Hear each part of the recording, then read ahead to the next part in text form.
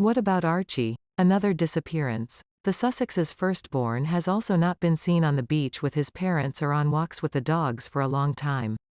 Harry walks the dogs. From time to time from the back driveway of the Sussex chateau, fenced with a high fence, comes supposedly Doria. Perhaps she is babysitting her grandson? Perhaps she cares for the boy so much that she takes him to her house? But her neighbors also see her very rarely. I'm also concerned about the constant driving around without children. I don't think I would leave my children overnight until they are 3 years old. I can't bear the thought of it. It doesn't seem to bother her one bit that she leaves those little kids for days at a time when they, and the babysitter, could easily go with them. There's Rihanna, who has barely had a baby and is taking her infant to fashion weeks. One version of what happens again leads us to the famous family of TV stars and actors. And according to some bloggers, the CNN correspondent is really involved in the situation with Meghan and Harry's children. So, in the photos and videos in Oprah's interview, especially where the boy and the woman are walking along the coast, notice that the woman is left-handed.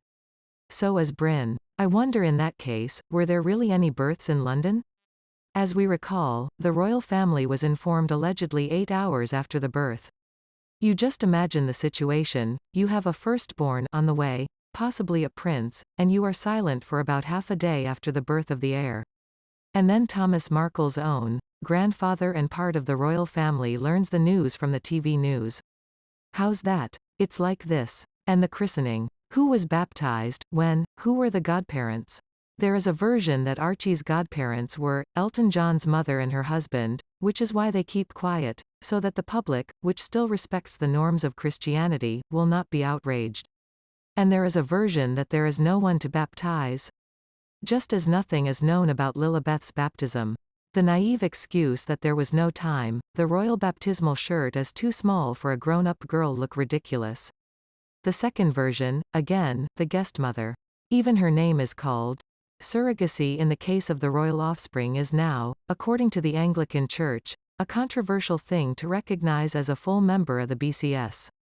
If we recall, Archie's birth certificate was changed after a while. What else was changed without publicity? Who's to say?